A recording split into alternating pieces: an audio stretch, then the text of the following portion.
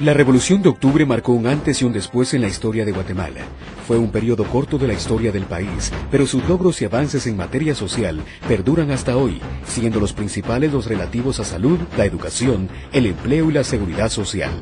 La Revolución de Octubre inició con un movimiento ciudadano que se acuerpó con la participación de estudiantes, militares, obreros y campesinos. Durante los 10 años que duró la etapa revolucionaria, estos sectores y actores políticos y sociales lograron articularse con un objetivo común y enfocándose más en las coincidencias que en las diferencias, trabajaron juntos para transformar Guatemala y construir un proceso que quedó inscrito en la historia. Para 1944, Juan José Arévalo promovió un cambio en el tipo de Estado que había venido administrando a nuestro país. Fomentó que el gobierno dejara de ser un instrumento de poder al servicio de un sector específico y trabajara por la gente, por un pueblo con dignidad. Eso lo llevó a enfocar su trabajo en el desarrollo social de los guatemaltecos, instaurando un modelo de atención en salud, educación y de desarrollo político y cultural sin precedentes, que pretendía colocar a Guatemala a la vanguardia del progreso en América Latina.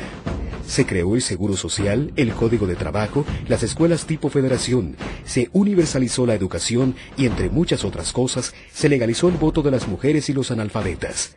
Arévalo quería un país desarrollado, con un modelo económico justo, que distribuyera la riqueza para todos, mientras había también progreso cultural e intelectual, que fortaleciera la definición de un modelo de desarrollo nacionalista y propio. De manera inusual en la historia política de Guatemala, la revolución tuvo continuidad con un segundo gobierno.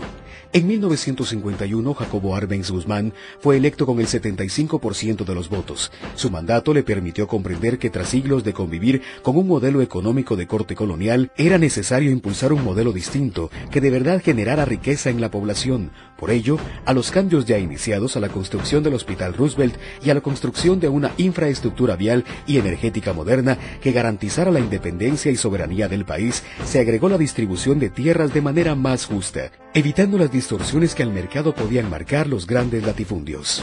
Esto lastimó intereses de poderosos sectores económicos en Guatemala y Estados Unidos, donde se ubicaba la casa matriz de la United Fruit Company. Provocó la articulación de un sector de la oligarquía y de otro del ejército, que con el apoyo del gobierno estadounidense y de una amplia campaña de desinformación, confusión y engaño, derrocaron al gobierno. A partir de 1954 se instaló en Guatemala una sucesión de gobiernos, salvo algunas excepciones, que dejaron de lado el desarrollo social y estancaron al país. Sin cambios realmente estructurales y solo administrando la pobreza, permitieron que el modelo social y económico profundizara la desigualdad, el racismo y la exclusión, dejando sin oportunidades a la mayor parte de la población, sobre todo a la indígena. Se instauró también un período de violencia y represión institucionalizada, donde disentir y querer un país más solidario fue penado con la desaparición o la muerte. Como sucedió con miles de guatemaltecos, uno de ellos, Oliverio Castañeda de León, quien siendo secretario general de la Asociación de Estudiantes Universitarios, fue asesinado, justamente un 20 de octubre, a pocos metros del Palacio Nacional, donde recibió un tiro en la cabeza de parte de un agente que se conducía en un vehículo oficial. En este periodo inició la guerra de 36 años, fueron asesinadas más de 250,000 personas y otras 50,000 fueron desaparecidas. Le robaron la alegría a Guatemala. Sin que mucho hubiera cambiado, en 1996 se firmó la paz y 12 años después, el Estado ha seguido el ritmo y con algunos matices, en su esencia, sigue diseñado para fomentar las desigualdades y la pobreza. Un Estado que con su tipo de inversión ha generado tremendos desequilibrios entre los que tienen recursos y los que no, entre no indígenas y los indígenas, entre los de las áreas urbanas y los de las rurales, entre los hombres y las mujeres, por mencionar algunos. Este gobierno, al empezar al revés, al fortalecer su atención e inversión en los municipios más pobres, garantizando que haya escuelas dignas para los niños, que los puestos de salud estén abiertos las 24 horas y no solo en horarios de oficina, y que las familias cuenten con recursos económicos para sobrevivir a cambio de que sus hijos vayan a la escuela y a los puestos y centros de salud, rinde homenaje a la revolución.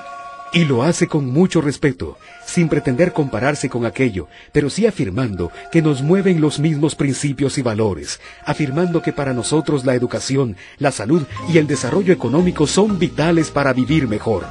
y que por eso, haciendo lo que se puede con los recursos que se tiene, fomentando la transparencia en el gasto, se ha garantizado la educación y la salud gratuita. Es con este gobierno que con todo y la peor crisis económica internacional de la historia, ya no se cobra en los hospitales públicos y tampoco en las escuelas, y se fomenta la rendición de cuentas y la participación de la sociedad en la auditoría pública y en la toma de decisiones, como ha sido a través de Gobernando con la Gente, que se ha desarrollado en Totonicapán, Izabal y Alta Verapaz. Y lo hacemos convencidos de que este es el momento en que debemos pensar seriamente en nuestro futuro. Este ya no es tiempo de superficialidades y discusiones estériles que nos mantendrán siempre en el mismo lugar y que solo buscan reflejar nuestras diferencias y no nuestras coincidencias.